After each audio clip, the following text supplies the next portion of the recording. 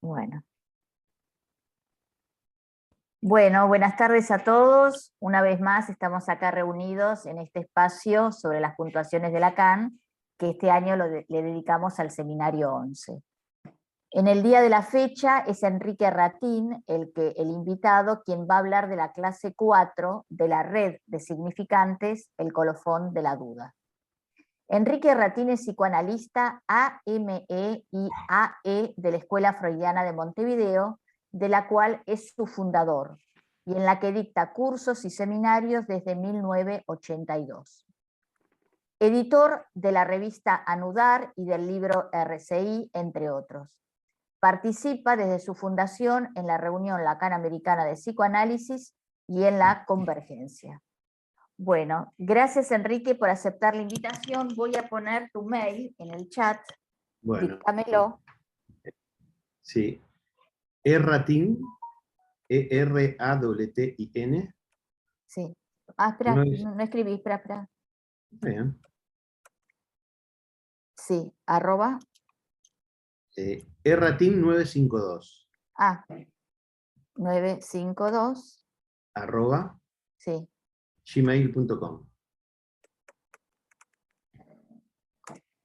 Ahí les puse el mail de Enrique para que si después les surge alguna pregunta o lo que fuera, le puedan escribir o mantengan el contacto con él.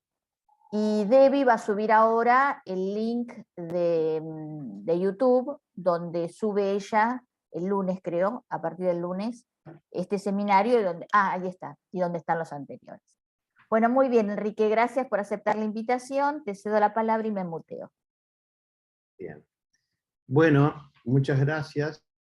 Bueno, en primer lugar, agradezco a Estela Mares Julián esta invitación a poder impartir algunas palabras sobre este tema que me propuso y me convocó. Me parece muy importante poder transmitir algunas cuestiones pensadas a partir de este seminario de la CAM. Bueno, me parece muy bueno para mí estar por primera vez impartiendo alguna lectura en esta institución, Centro 2, a quien he seguido más de una oportunidad y me he nutrido muchas veces en cuanto a mi aprendizaje, que esperamos, como decía nuestro maestro, que siempre sea permanente. Bueno, vamos al texto. Les propongo una lectura bastante a la letra, bastante literal, de esta clase del seminario. Un seminario que quiero mucho, un seminario que visito mucho, a menudo, porque creo que es un seminario que nos causa, por lo menos a mí me causa siempre, bueno, interrogantes, y me gusta releerlo a partir de otros seminarios, me gusta releerlo a partir de cómo se va ampliando nuestra experiencia clínica. Y bueno, como siempre sucede en la lectura tanto de Freud como de Lacan, y supongo que otros que leen a otros en otras disciplinas también les pasa lo mismo, siempre leemos diferente, siempre leemos cosas como diciendo, pero ¿cómo no lo leí antes? Bueno, ese es el proceso de la lectura, que no está lejos de las cosas que Lacan mismo propone en esta clase de seminario y en este seminario. Lo que me gustaría en primera instancia es ubicar un poco el contexto de este seminario. Este seminario, llamado Los 4 conceptos fundamentales del psicoanálisis, que a otros les gusta llamar los fundamentos del psicoanálisis, es un seminario muy particular, y voy a decir por qué. Muy particular en cuanto a la ubicación que tiene en la enseñanza del maestro. Ustedes saben que la enseñanza del psicoanálisis a partir de Freud, y que nos enseñó Lacan a leer así, es casi en un sentido analítico, es decir, participamos de una epistemología muy particular, es decir, de una lectura muy particular, casi tomando el concepto de Nachtraglich freudiano, o sea, el après-coup francés, o el mal traducido en español por la posterioridad retroactiva, que de alguna manera puedo a partir de hoy, digamos, leer de una otra manera, lo cual me permite que no hay una primera cosa y una última cosa para leer, sino que se van interpenetrando y van produciendo un efecto de significación. Es decir, una lectura que esperamos que emular a lo que hacemos en nuestra práctica clínica. Pero aún así, es bueno ubicar el contexto, digamos, de la plataforma fáctica social en la cual se manejaba el maestro. Es decir, este seminario, ustedes saben que tiene un seminario anterior y uno posterior. El anterior era el seminario del 62-63 sobre la angustia, que Lacan lo dictaba en el Hospital Saint-Anne, y tiene uno posterior, que es Problemas cruciales para el psicoanálisis, que es 64-65, ¿verdad? Que ya no va a ser dictado en Saint-Anne, y al igual que este de 1964, de los fundamentos del psicoanálisis, también lo dicta a un público diferente, lo dicta para universitarios en la École Normale Supérieure. Es decir, sale del Hospital Saint-Anne, que era un grupo más reducido de psiquiatras, psicoanalistas, psicólogos, digamos, aquellos que estaban dentro del campo de la llamada salud mental, y lo extiende un poquito más en este otro público. Esto es importante, porque a partir de ahí se producen algunos cambios en la transmisión de Lacan, pero no es el tema hoy, lo podemos hablar después, si quieren. Pero lo que trato de transmitir es que este seminario se dicta en un momento muy particular de la vida del psicoanalista Jacques Lacan, no del maestro teórico Lacan, sino del psicoanalista Jacques Lacan. Es decir, aquel que venía de dar su seminario sobre la angustia, pero al mismo tiempo, digamos, venía inmediatamente anterior de hablar, de empezar un seminario en Saint-Anne también, así que entre la angustia y los 4 conceptos, sobre los nombres del Padre. Ustedes saben que ese seminario tuvo solo una clase, ¿verdad? Que tuvo que ver con lo que le pasó a él en relación, digamos, a la expulsión de la Asociación Psicoanalítica Internacional, por cuestiones que si quieren más adelante podemos hablar un poco. Pero fíjense que la producción del maestro, en algunas partes de su seminario, de los 4 conceptos, de los fundamentos del psicoanálisis del 64, tiene que ver no solo con el seminario 62-63 de la angustia, sino también tiene que ver con este seminario inconcluso, del cual hay una clase, que es Los nombres del Padre, y que tiene que ver con una posición de su vida como analista, pero como persona, que era excluido de una asociación en la cual él participaba. Estas cosas son importantes, y mucho más aún si uno puede leer este texto con esta cuestión en la cabeza cuando lo leemos, ¿verdad? También lo que tenemos que pensar es que justamente, fíjense que el seminario va durante todo el año 64, ¿verdad? Pero fíjense que hay 2 clases últimas, que son el 17 y el 24 de junio del 64, una el 17 y la otra el 24, o sea, una semana después, los miércoles, pero entre el 17 y el 24 ocurre algo, que es el 21 de junio del 64, que tampoco es casual, y eso tenemos que poder leerlo. Así como leemos a Freud en la historia de Freud, el deseo de Freud, tenemos que leer a Lacan también en la historia de lo que sabemos y el deseo puesto en Lacan. Eso nos pasa a los analistas y tenemos que tomarlo como tal. Fíjense que entre la clase del 17 de junio y la del 24 hay un acto. ¿Cuál acto? El acto de fundación, el 21 de junio del 64, de la Escuela Freudiana de París. Es decir, habiendo sido separado de la IPA, él funda el 21 de junio del 64, en el medio de este seminario, digamos, la Escuela Freudiana de París. O sea, estas cosas son como importantes porque me parece que nos permiten ubicarnos en el contexto de cuándo se transmite algo y por qué se transmite. ¿Ok? Bueno, para mí era importante ubicar este seminario, por eso digo que es un seminario que para mí siempre es muy interesante por el lugar y el tiempo en el cual aparece en la vida de Lacan, y también en la obra, el tiempo en la obra y en la transmisión de Lacan.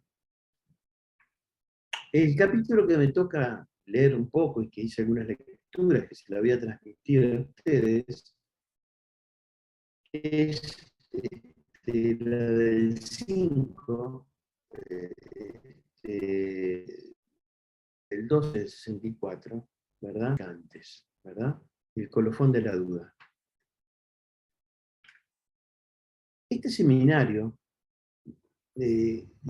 aparece como, por lo que acabo de decir, ustedes lo van a ver, como una operación metafórica. Es decir, llega justamente en el lugar de ese seminario que no pudo ser, del lugar del seminario de los nombres del Padre. Es decir, que llega por medio de una operación metafórica, sustituye a, ¿verdad? Es decir, no olvidemos, yo lo acabo de decir, ahora lo estoy leyendo, que la expulsión de la IPA, de la Asociación Psicoanalítica Internacional, resultó a lo que él llamó su excomunión, lo llevó justamente a decidir no proseguir su seminario en noviembre del 63 sobre los nombres del Padre, más allá de esa primera clase. Y empieza con este seminario y termina fundando la Escuela Freudiana de París. Es decir, es una operación metafórica, una sustitución, pero una sustitución que no va solamente más allá de un seminario por otro, sino que también hay que pensar que el seminario Los Nombres del Padre no era casual, lo que estaba ocurriendo en la vida de Lacan, ¿verdad? Y de alguna manera su expulsión, y propone entonces que leamos los fundamentos del psicoanálisis, que él consideraba que no se estaban llevando bien en esa institución a la cual él pertenecía. Bien, aquí Lacan, en esta clase del seminario, y podríamos decir en todo el seminario, propone releer a Freud, como lo venía haciendo desde el 51-52, pero esta vez lo propone releer a partir de lo real, ¿verdad? Ustedes saben lo simbólico, lo imaginario y lo real. Pero aquí entiendo que lo propone releer a Freud a partir de lo real y lo aborda a través de 4 conceptos, que los va a tomar en pares. Si ustedes trabajan en el seminario lo van a ver. Lo toman en el par transferencia, repetición, y por otro lado, en el par inconsciente y pulsión. ¿Mm? Pero lo común a esos 4 conceptos hay que preguntarse qué es en todo este seminario.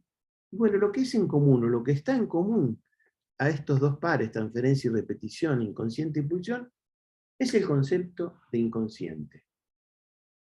Es decir, que lo presenta, según mi lectura y la de tantos otros, que primero lo presenta al inconsciente como sujeto, es decir, sujeto del inconsciente.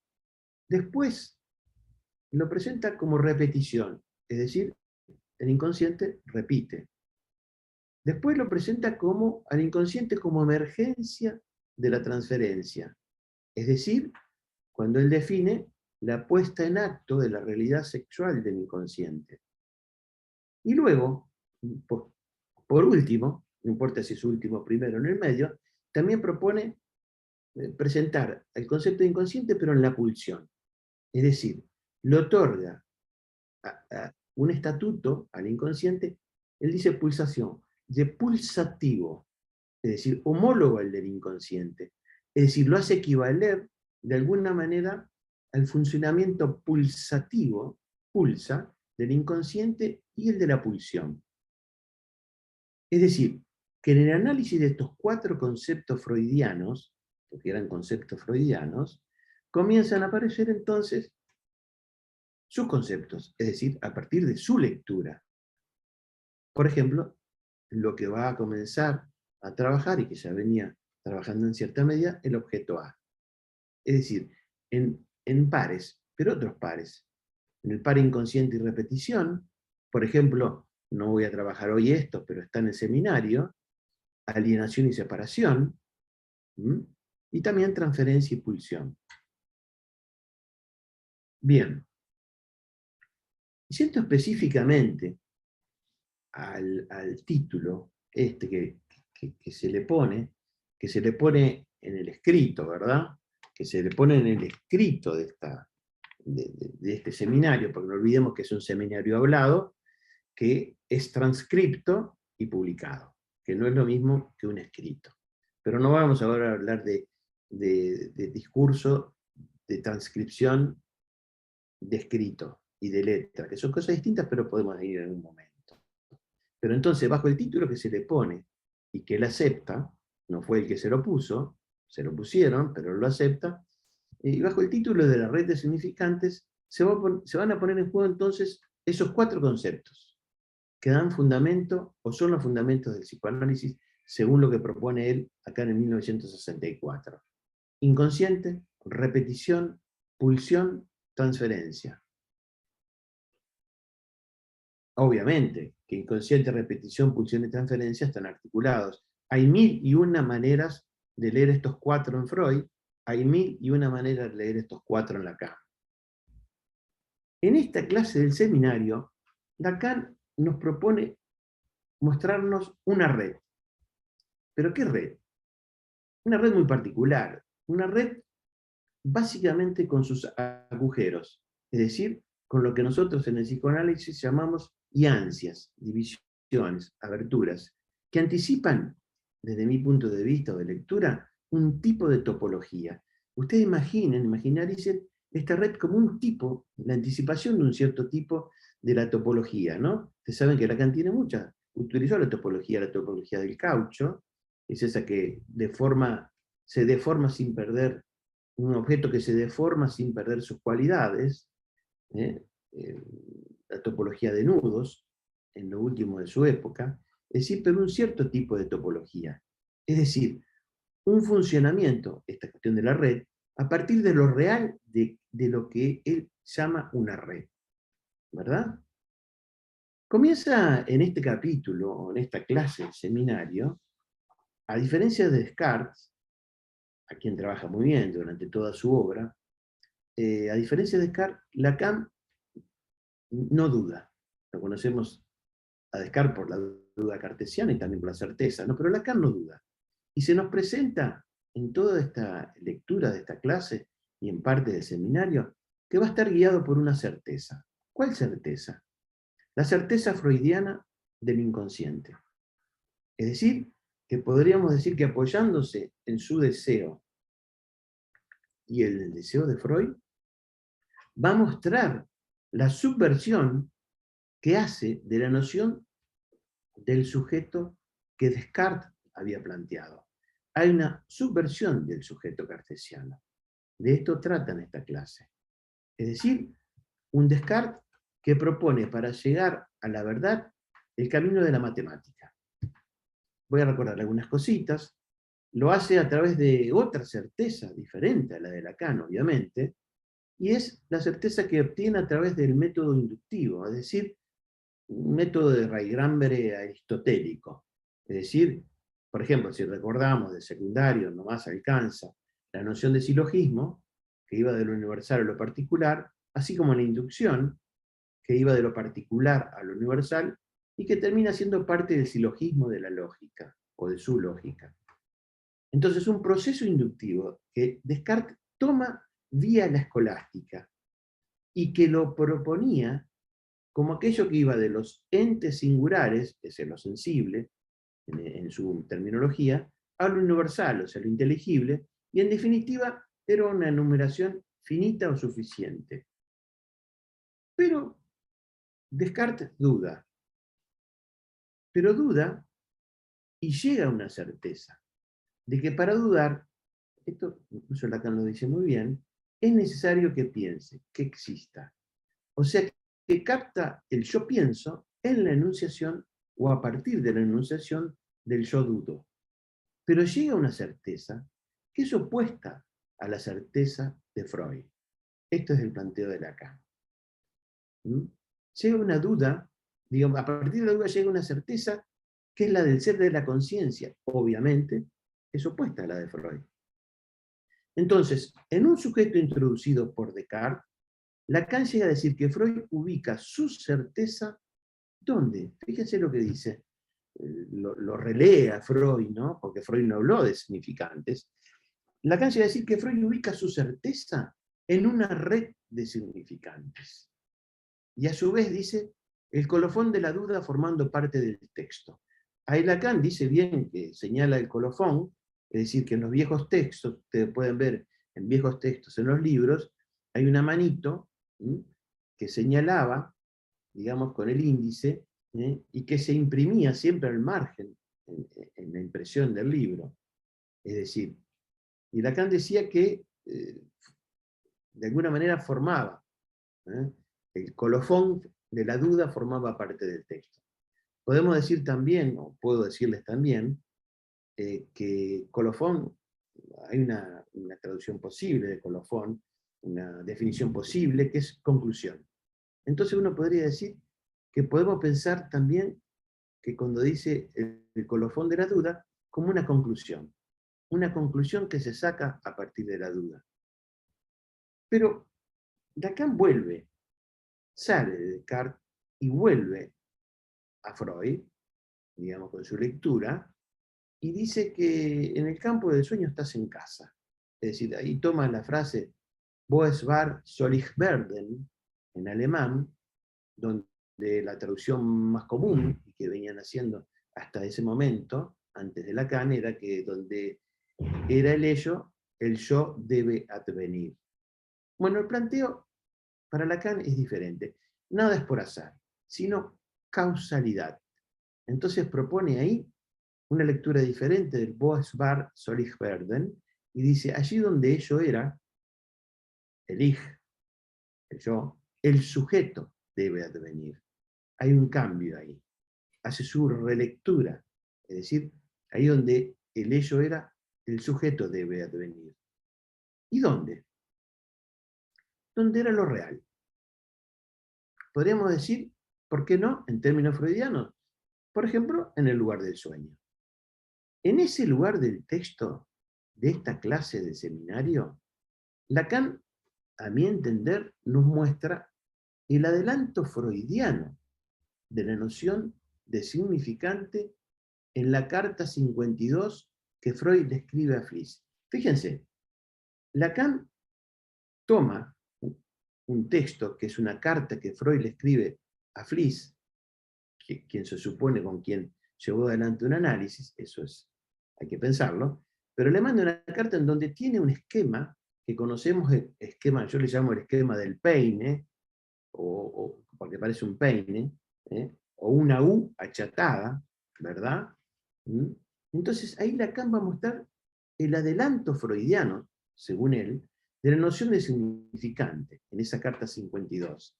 Ahí están los Baremum Bewusstsein, percepción-conciencia, y sugiere encontrar ese antecedente de los significantes en esas huellas de la percepción, que para que pasen de la memoria a la conciencia y viceversa, deben ser borradas. Fíjense ahí, o pueden leer ahí ya la ausencia o la falta. Bien, eso se constituye, dice Lacan, en simultaneidad y en una sincronía significante. Y por otro lado, toma la interpretación de los sueños, en donde ya no habla de sincronía significante, sino que la interpretación de los sueños habla de la diacronía, que se encuentra en las huellas constituidas por analogía, en contraste y similitud que determinan la metáfora. ¿Qué quiero decir con esto? ¿Qué quiere decir Lacan con esto? Que de esa manera, esta trama o esa red de los significantes que están puestos en la simultaneidad de una sincronía, es leída, eso se lo lee, en la carta 52. Pero ello es también a consecuencia de la estructura de la diacronía. ¿Y dónde la lee la diacronía? En la Traumdeutung, en la interpretación de los sueños.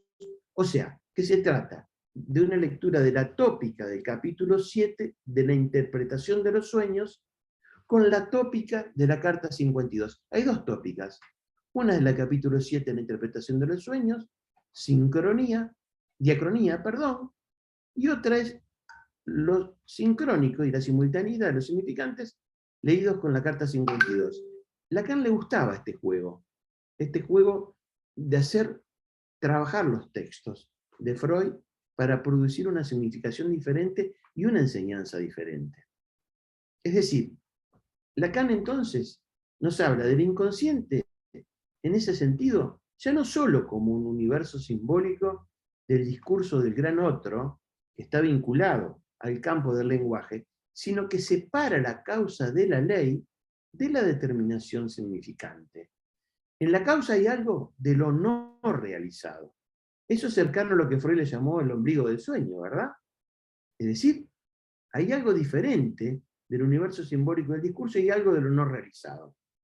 O sea que parte en cierta medida de lo que Freud propuso en la última capa del inconsciente, donde las relaciones entre el proceso primario y el preconsciente tenían relación con la causalidad. Es decir, de esa manera Lacan pasa a ubicar ahí una iancia causal, un hueco, un agujero, una división causal. Entonces se trata del sujeto de la certidumbre, ¿sí?, al sujeto que pasaría a estar dividido. Fíjense esta lectura, ¿no?, entre Freud y Lacan, que uno puede leer en esta clase de seminario. Es decir, un inconsciente no tan situado del lado del sujeto que va a estar alienado a su historia, sino un sujeto más bien evanescente. ¿En dónde? En las formaciones del inconsciente. Aparece pulsativamente en las formaciones del inconsciente y desaparece. Es evanescente. Ya no hablamos de ese sujeto uno. Es decir, como el propio Lacan dice, y lo cito, el inconsciente nos muestra la iancia por donde la neurosis empalma, ¿con qué? Con un real, que puede muy bien, por su parte, no estar determinado. Sigue diciendo, hay que situar al inconsciente en la dimensión de una sincronía, pero se trata siempre del sujeto como, del sujeto en tanto que indeterminado. Fin de la cita. Es decir, Lacan en ese momento plantea al inconsciente ligado a la suposición de un sujeto. ¿Mm?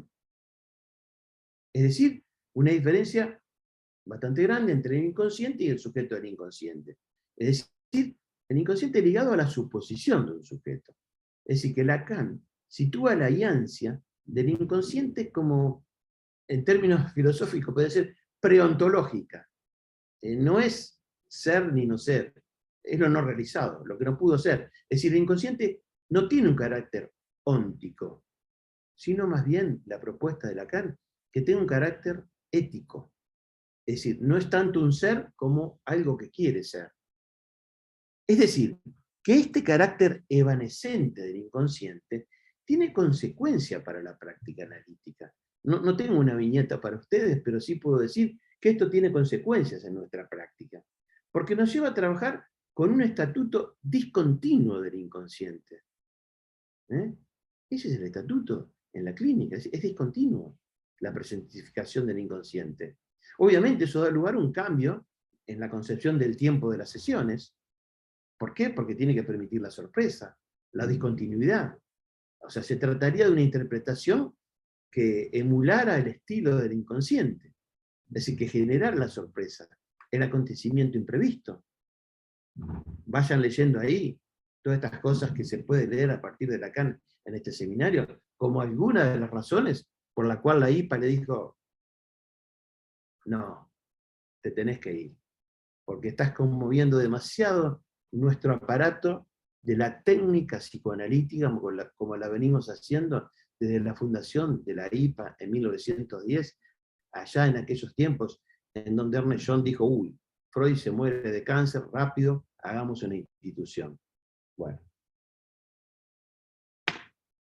Entonces, si bien es en el lugar del otro, donde se constituye el sujeto, el otro con mayúscula obviamente, o sea, entre la percepción y la conciencia, también es el lugar del corte de lo uno o del uno. Es decir, del sujeto, se trata del sujeto en relación al significante. Es decir, que al cerrarse esa tópica óptica, es donde se engendra ese agujero, en donde no aparece nada más que una certeza, pero una certeza no de lo uno, sino de la división inaugural del sujeto. Esa es justamente la característica de lo que Lacan llama ahí la característica pulsativa del inconsciente. Son los golpes sucesivos ¿de qué? Son los golpes sucesivos de la pulsión, que se repiten y hacen cadena significante. Ya en el segundo punto, sigo en esta clase, Lacan nos habla de la función maestro. ¿Qué quiere decir, no? En este caso Freud, que funciona permitiendo la escritura en psicoanálisis, la función maestro. A ver, por un lado la escritura, por un lado la letra de Lacan, como efecto del discurso de Freud, ¿no? La letra de Lacan tiene que ver con un efecto del discurso de Freud. Y la letra de Lacan también tiene que ver con un efecto de su discurso, ¿no? Es decir, el efecto maestro de la letra. Pero a su vez, la letra de Lacan hace discurso y pasa a funcionar, y prueba de ello es nuestra lectura. El discurso de Lacan termina en una transcripción que termina en la letra y permite nuestra lectura. Es decir, en ese sentido sigo la propuesta de que él es freudiano, nos deja a nosotros ser lacanianos, pero también podemos ser freudianos en cuanto a la lectura de Freud. Para esto, para entender esto que estoy diciendo, sugiero que lean el epílogo de este seminario. Ahí Lacan, este seminario se publica a instancias de Jacques Alain Miller, su yerno, su alumno predilecto en ese momento, que le propone la transcripción y le propone publicar su seminario hablado en forma escrita. Él hace un epílogo y se publica en 1973. Y en 1973 Lacan estaba con la teoría de los nudos. Estaba en otro momento de su producción, y es muy interesante leer el epílogo para poder entender estas cosas. Porque ahí en el epílogo, Lacan nos habla tanto de la lectura como de la escritura, y de la relación a la letra, el discurso también, pero todos ellos en relación al inconsciente. Ustedes saben que también en ese tiempo en Ancor, en el seminario Ancor va a decir que la letra es efecto del significante. Pero es interesante leer el epílogo de este primer seminario publicado, que tampoco creo que fue casual que se eligiera este seminario para publicar por primera vez, ¿verdad? El primer publicado. Y dejar, por ejemplo, el seminario de la ética, que no se publicaba nunca. Ahora bien, en relación con el sujeto, tanto Descartes por un lado y Freud y Lacan por el otro, demuestran la certeza de una maestría. Por un lado, como maestro uno ese amo, y otro lado una función maestro. Quiero recordar un poquito a Frege, que decía que el signo de la función nunca está saturado y necesita ser completado siempre por un signo numérico. Le corresponde entonces a la función la característica de no saturado. Es así como el número 1 de la función 1 S amo es saturación. Por lo tanto, se diferencian función maestro y maestro 1 S amo. Este último, el maestro 1 S amo, siempre va a intentar transmitir un discurso 1, un concepto de lenguaje, y se repetirá siempre. Si ustedes quieren, S1, S1, S1, S1. Y no permite la deriva del deseo significante, y ese será el discurso cartesiano de la conciencia. En cambio, en el psicoanálisis, tiene cabida la función maestro, como lugar no saturable. ¿Y cuál es la función maestro? El lugar del agujero, el lugar de lo que él empieza a prefigurar como el objeto A que causa. Olvidar que Lacan nos propuso emergencia del campo freudiano solo luego del pensamiento del sujeto cartesiano. Se llama al sujeto que venga a entrar en sí, en el inconsciente, pero no a través de una rememoración al estilo platónico, reminiscencia de una forma bella.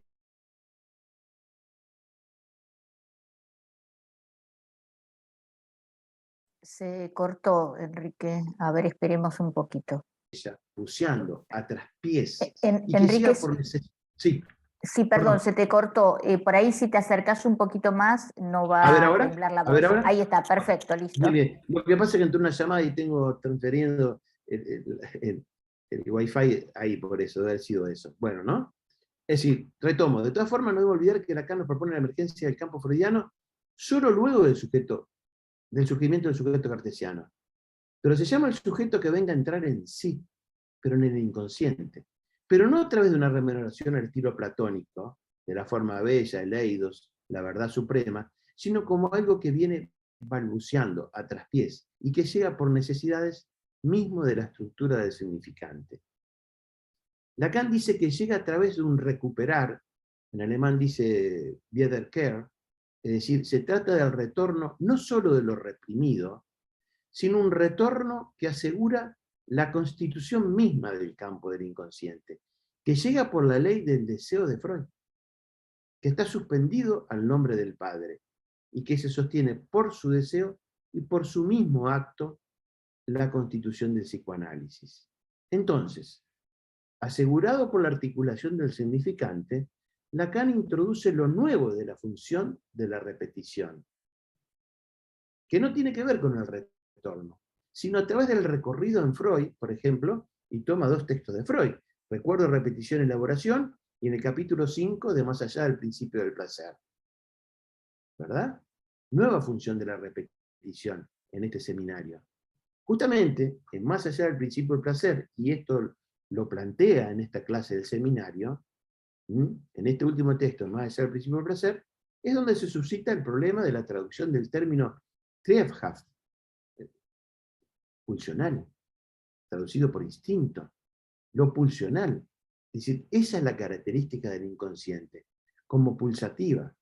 Presiona y golpea repetidamente en forma sucesiva. ¿Y qué quiere decir eso? Nos dice que la repetición aquí, de esa manera, se aleja de la reproducción y del tiempo de la catarsis. En la cura, el trabajo sobre la historia transita hasta cierto límite. El trabajo de la cura en la historia de un sujeto. Ese límite es lo real. Es hasta lo real como límite que llega el sujeto o el recuerdo. Lo real como inconsciente, deseo que siempre erra, evita. Y en este seminario Lacan propone pensar que un pensamiento adecuado siempre dice evita la misma cosa. Por lo tanto, lo real es lo que nunca el sujeto va a alcanzar, lo que vuelve al mismo sitio, o sea que el sujeto, en tanto piensa, no lo encuentra. Es así como lo real es irreductible a la conciencia, irreductible al significado, siendo nada más que el estatuto de la pulsión y del significante. Y esto es lo que insiste en esta clase. Es decir, por ejemplo, los sueños de la neurosis traumática están en relación con lo primitivo de la ligación a la energía, o sea, el sujeto funcionando, pero en un nivel más elaborado de lo real, sino un sujeto en instancias y alejado de la conciencia. Es así como Lacan nos hace ver a la repetición como la relación entre lo real y el pensamiento, que siempre erra. Es decir, la resistencia del sujeto, dice Lacan, como repetición en acto. La repetición es el acto del equívoco, del yerro, del malentendido. Entonces, en el par transferencia y repetición, para Lacan no hay equivalencia de ambos conceptos. Transferencia y repetición no son equivalentes. La repetición es analizable, la transferencia no. La transferencia no se analiza bajo transferencia, gracias a la transferencia. La repetición sí es analizable.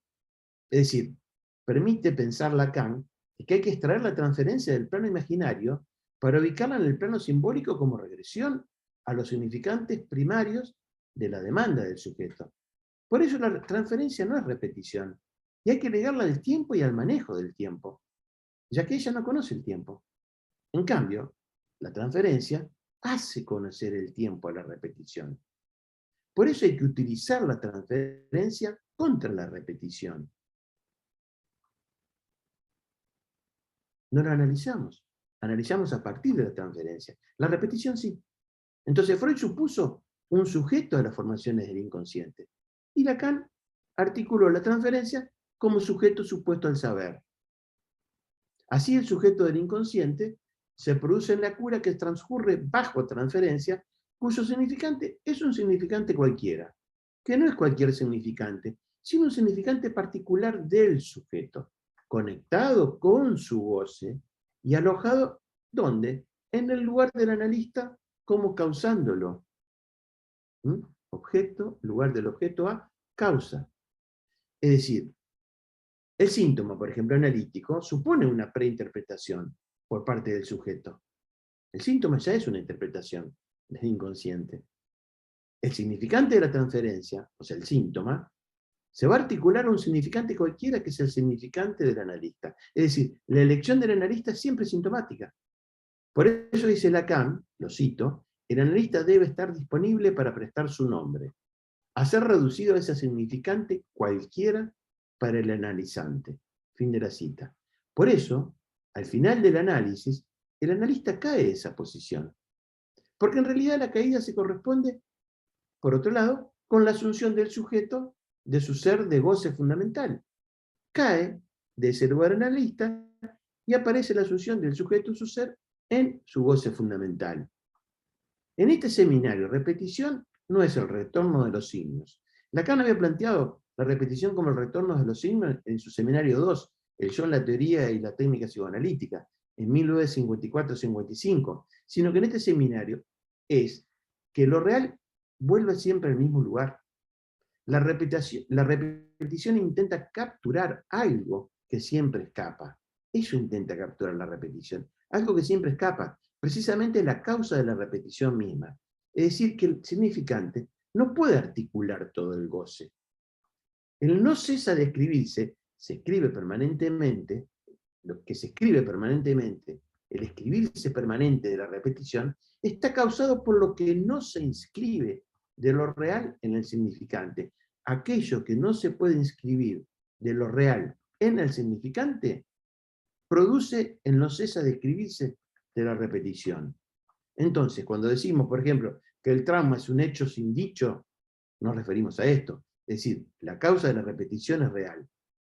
Lo real hay que buscarlo más allá del fantasma, porque el fantasma es una protección contra lo real. Bueno, voy a terminar, voy a tomar 2 o 3 cositas que no están en esta clase, pero que me parece que tenía que decirlo en relación a esto porque viene más adelante, y más atrás también lo trabaja, que trabaja el automatón, es decir, la repetición que siempre encuentra lo mismo para quedar a resguardo de lo real.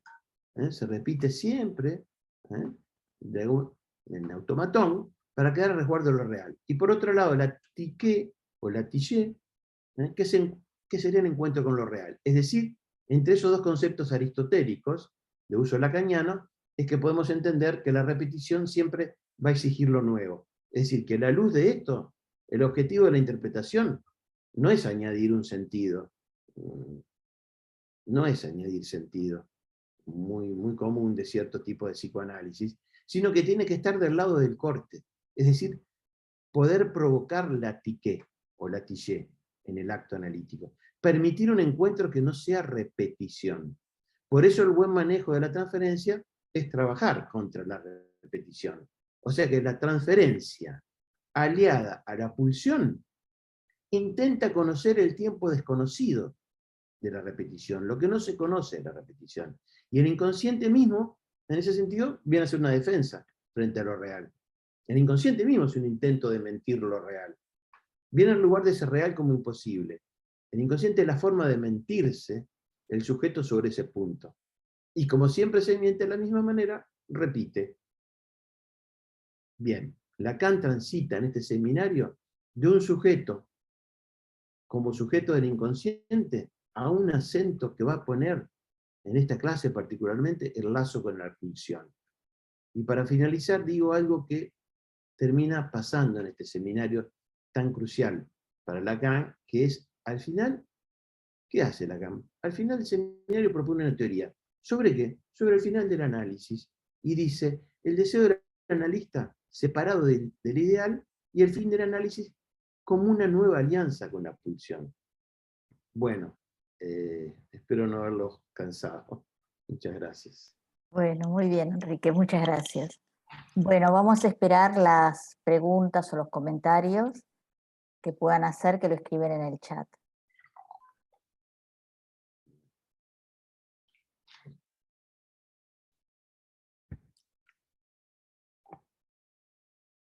Igualmente, si alguien quiere levantar la mano, le podemos también hacer. Ah, sí, Debbie, bueno, Sí, sí. habilitas. En ese caso es en reacciones, ¿verdad?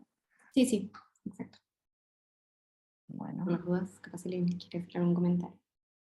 bueno. Acá Cristina Bosch te pide si podés volver sobre la Tillet como repetición.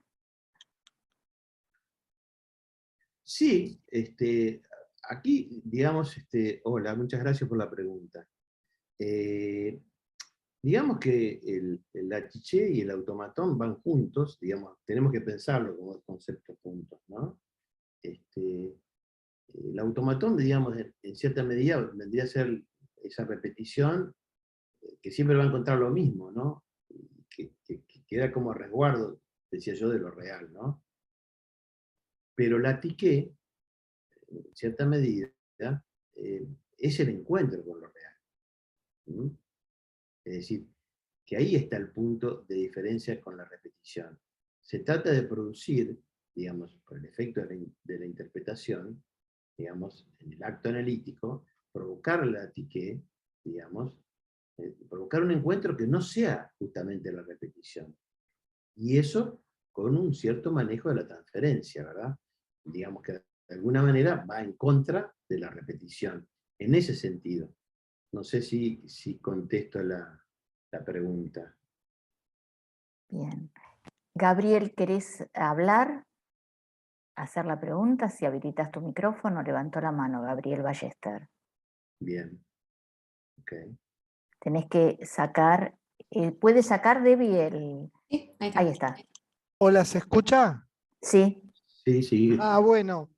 Enrique, Sí. quizás vos lo dijiste durante toda la clase, pero en el punto 1 hay un párrafo Sí. donde Lacan dice: el concepto de inconsciente, cuya verdadera función es estar en relación profunda, inicial e inaugural, con la función del concepto de Unbegriff o Begriff de Lund, original, o sea, el corte. Seguramente que vos aludiste a eso, pero yo no lo alcancé a pescar. Bueno, no lo trabajé. Muy buena lectura tu parte. Yo creo que tiene que ver con... está puesto, sí, en la dimensión del corte, pero tiene que ver con esa cuestión de lo que tiene que ver con la represión originaria, ¿verdad? ¿Cómo es tu nombre? Para que Gabriel. no te... Gabriel. Gabriel. Pero es tal cual lo decís, sí, sí, sí. Tiene que ver con esa cuestión de... O sea, por un lado tenemos esta cuestión de la posibilidad del agujero, de la alianza inaugural, ¿verdad? Si vos querés lo pudo haber trabajado ahí, en ese punto. Pero tiene que ver con esta cuestión de, también de la, no solo el Begriff, sino la Urverdrang, que es la cuestión de la represión originaria. ¿Eh? ¿De acuerdo? Sí, sí, forman parte de lo mismo, ¿verdad? En la clínica eso es muy claro, ¿no? Cuando eso no está, cuando no está esa cuestión, no se produce esta alianza inaugural, bueno, ahí tenemos una forma de pensar y de determinado sesgo conceptual, porque puede haber otros, que tiene que ver con no en el campo de la psicosis precisamente, sino por ejemplo en el campo del autismo, ¿no? Donde hace falta, digamos, no hay esta afirmación primordial de la cual propone Freud, ¿no? Pero, de acuerdo, sí, no sé si te contesto, pero creo que está ahí. Sí, sí, sí. Muchas gracias, Enrique. No, por favor. Gracias, Gabriel. Acá Mónica te dice, entonces, ¿cuál es esa nueva acción para que el yo adviniera, según Lacan? Citando palabras más o menos de introducción del narcisismo. Y Analía, cuando mencionás lo pulsativo, ¿también opera en el automatón? A ver, vamos primero a la primera, a ver qué no la ¿Querés que te encuentro. la vuelva a leer? Sí, léemela, léemela. ¿Cuál es esa nueva acción para que el yo adviniera, según Lacan, citando palabras más o menos de introducción al narcisismo? Bueno, no sé qué quiere decir con la pregunta cuál es la acción. Ahí no me queda claro cuál es la acción. O sea, Mónica, ¿querés tomar la palabra? a ver si... No sé dónde estás, Mónica. Si habilitas tú el micrófono, por ahí podés preguntar. Ay, hola, Sí, hola. sí. Hola, ¿qué tal? ¿Cómo está? No, Bien. estoy recordando en mi introducción del narcisismo que Sí, dice Freud, era necesario una nueva acción para que el yo adviniera, separándose del ello, ¿no? Entonces, según Lacan, ¿cuál sería esa acción? no, no sé, Algo así, como... eh, perdón, sí, decime. No, Perdón. que dice, ahora no tengo el texto acá, pero dice algo así, como que tiene que pasar algo en esa introducción del narcisismo para separarse del ello. Mm, Entonces, sí, según Lacan, ¿no? Vos algo dijiste como que hiciste al principio, ¿no?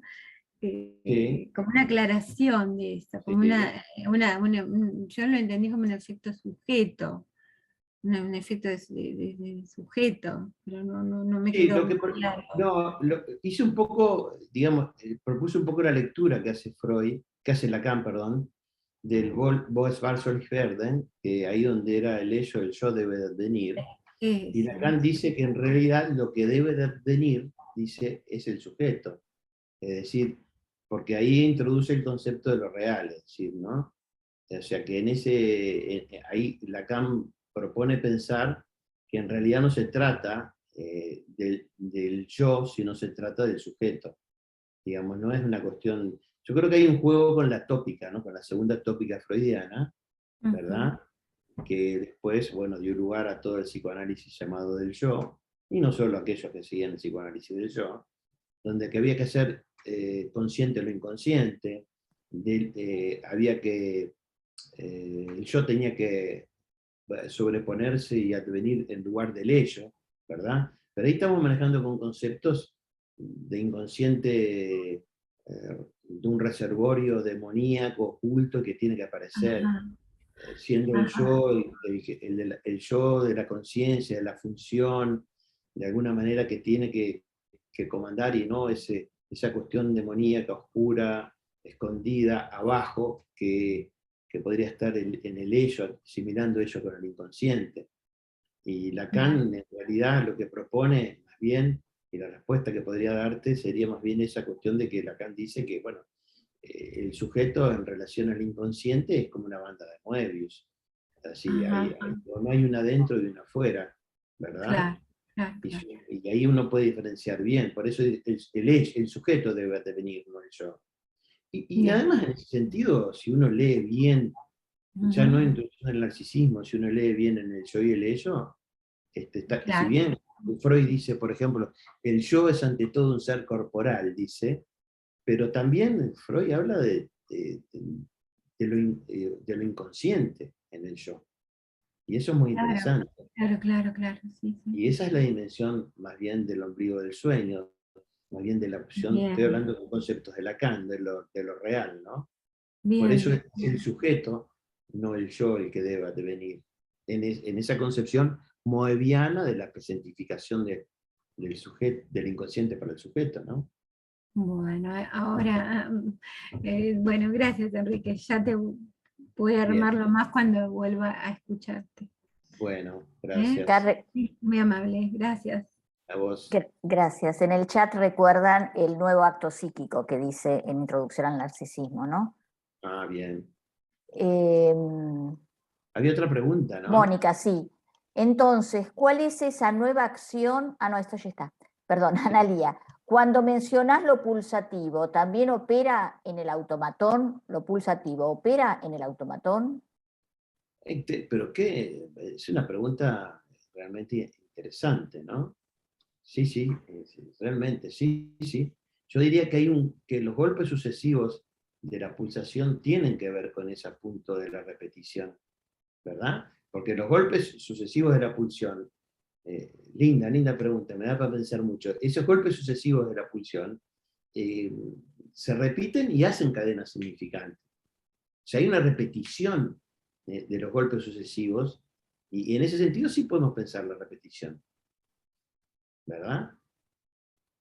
El punto es, ¿cuál es el lugar que le doy a esa repetición? ¿Y qué es lo que espero de eso? Si espero cerrarlo con un sentido, o espero el curso asociativo para una posible significación, a pesar de la interpretación del analista o no, o solamente con el silencio. Pero está también. Entonces el automatón tiene, estos golpes sucesivos de la pulsión, tienen que ver con el automatón, ¿verdad? Porque van a permitir propiciar no un cierre del sentido, sino que van a permitir propician lo nuevo, ¿verdad? Propician la sorpresa, que es el punto de la tique en relación a lo real, ¿no? Sí, sí. No sé si contesto, pero por ahí, por ese lado. Carlos Cáceres dice, si no escuché mal, dijiste que Tillet es encuentro con lo siempre igual y automatón encuentro con lo real. ¿Es posible un encuentro con lo real? Pienso en el sueño, por ejemplo, como marca cicatriz del agujero. A ver, una vez más la lectura, porque no lo encuentro donde está escrito. Si no escuché mal, Carlos, si no, habilita tu micrófono mientras te leo. A ver, si sí, no ¿qué dice? escuché mal, Sí. dijiste que Tillet es encuentro con lo siempre igual y automatón encuentro con lo real.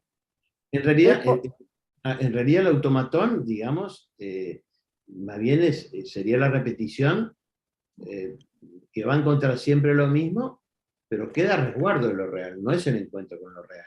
Claro. Lo que produce el encuentro con lo real es la tique. El encuentro con lo real no es el automatón, es la tique. Digo, eso como primer punto de la pregunta. Y después, ¿Es posible un encuentro con lo real? Pienso en el sueño, por ejemplo, como marca cicatriz del agujero. bueno, sí, está bien, pero ese encuentro con el ombligo del sueño, el agujero siempre es bordeándolo, ¿no? Digamos, ese encuentro con lo real no es un encuentro con lo específicamente de lo que ocurrió. Aquí tenemos que recordar la propuesta freudiana, por ejemplo, tanto para el ombligo del sueño como lo que no se llega, o el núcleo de la castración. Pero tenemos que pensar que hay un punto en donde siempre, por ejemplo, en el caso siempre en una metáfora, perdónenme, una metáfora del fútbol, pero todo el mundo más o menos sabe esta parte gruesa del fútbol, lo que tiene que ver con el encuentro con lo real, siempre tiene que ver con lo que Freud decía de los recuerdos encubridores, es decir, siempre es un casi gol, pegan el palo, digamos, no entra, es casi como, ¿verdad? Y en esto es igual, ¿verdad? Hay un encuentro siempre fallido, pero es lo que va posibilitando la significación. ¿Mm?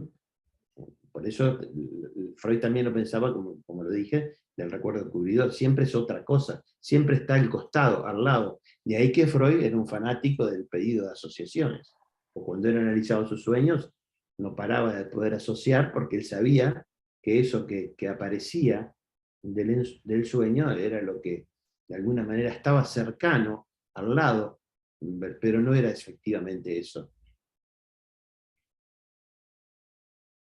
Bien.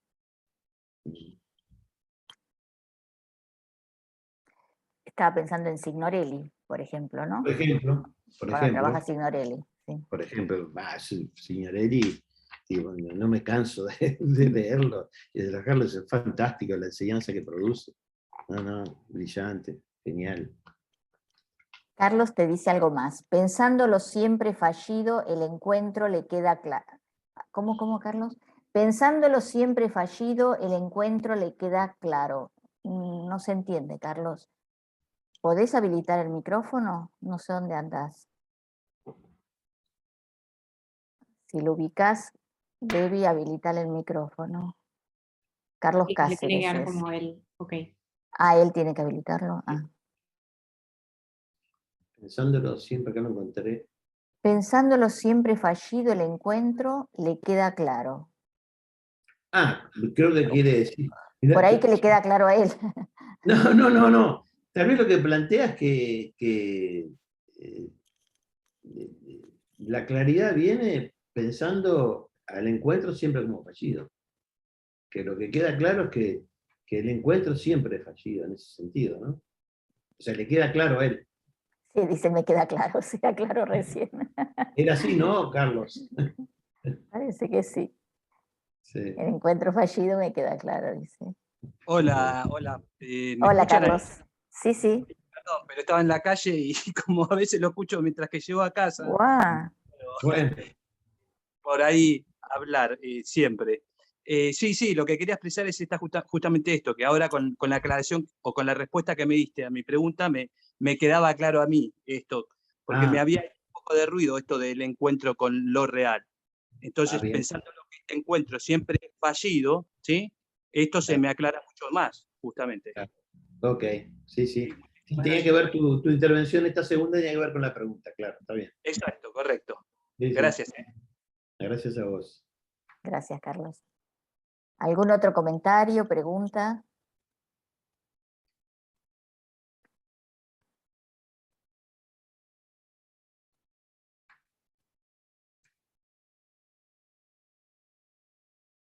Me gustan estas preguntas. Me tenés que invitar Lindas, más ¿no? seguido.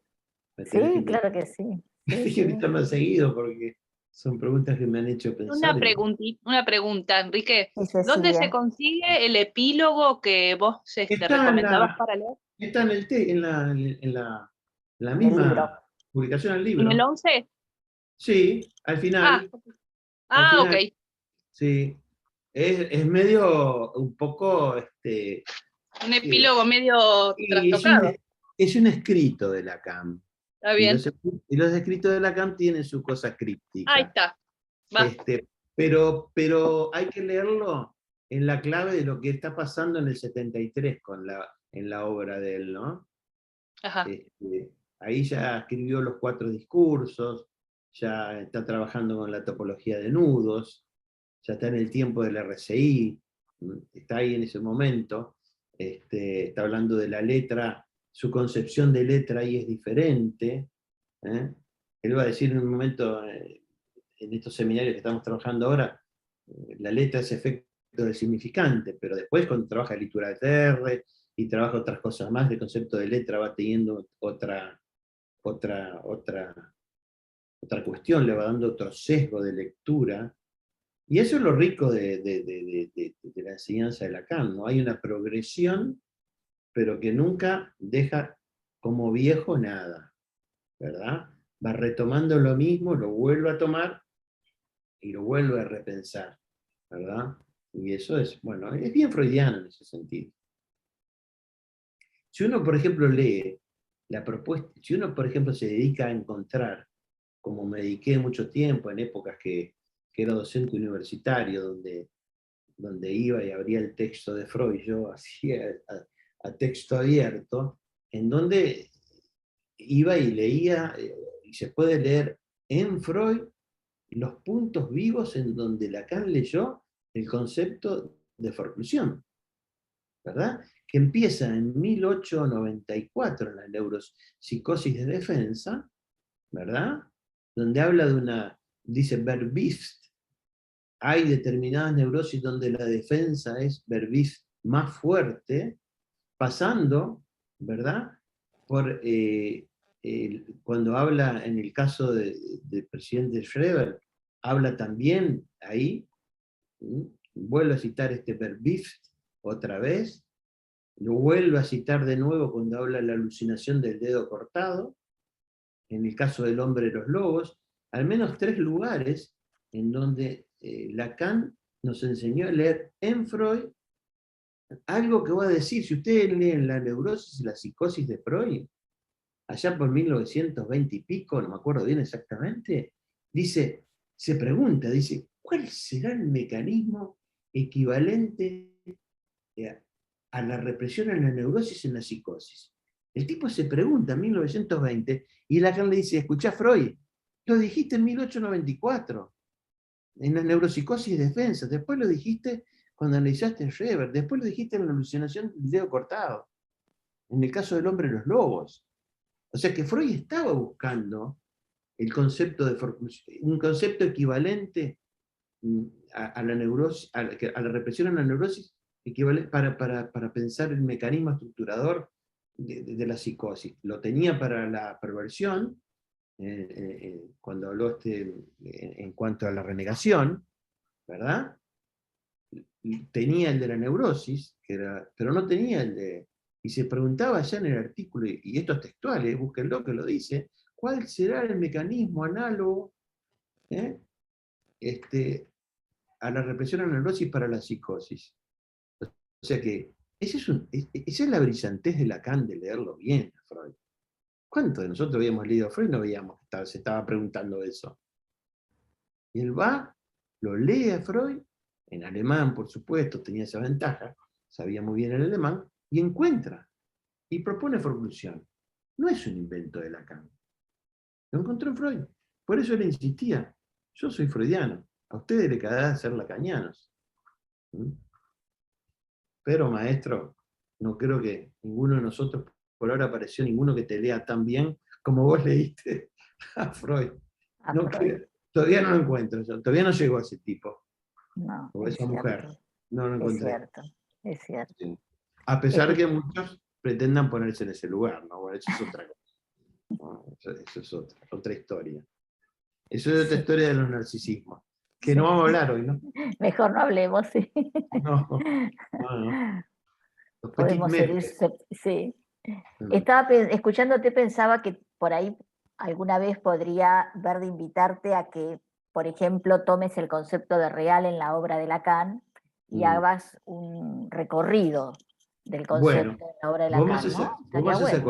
Vos me haces acordar a mí cuando yo empecé a estudiar a Lacan allá en el 74 y tenía tuve un gran maestro que se llamaba Américo Vallejo, que murió muy joven, murió en el año 80, y le dije, junto con otros compañeros, ¿no? Teníamos 20 años ahí, le dijimos, bueno, llegamos muy firmes, éramos 6 o 7, dijimos, queremos una clase sobre lo imaginario, lo simbólico y lo real. Y el tipo nos mira y nos dice, bueno muchachos, si me queda tiempo después le cuento mi vida, ¿está? Sí, más o menos. Pero bueno. no, pero es un recorrido que hice, Estela, ese, de lo real. Y sabés que sé cada vez menos, pero bueno, puedo decir lo que no sé. Perfecto. Bueno, la verdad es un placer haberte escuchado, Enrique, muchísimas gracias. El año que viene vas a estar nuevamente acá en este espacio. Vuelvo a escribir Ratín, el número, ¿cómo era? 952. 952 @ gmail.com. Así pueden comunicarse con él si lo desean. Y Debbie, volvé a poner por favor el link de donde pueden encontrar la clase, la exposición, perdón, esta. Bueno, Enrique, fue un placer. Le agradezco mucho, Estela, por haberme gracias. invitado, y le agradezco mucho los agradecimientos que vengo leyendo ahí en el chat. Sí, habilitamos el micrófono y le damos un fuerte aplauso, si les parece. Bueno, gracias. Gracias, Enrique. Gracias por la pregunta y por haberme escuchado. Abrazo grande a todos. Gracias. Gracias, excelente. Chao. Gracias. Chao, chao.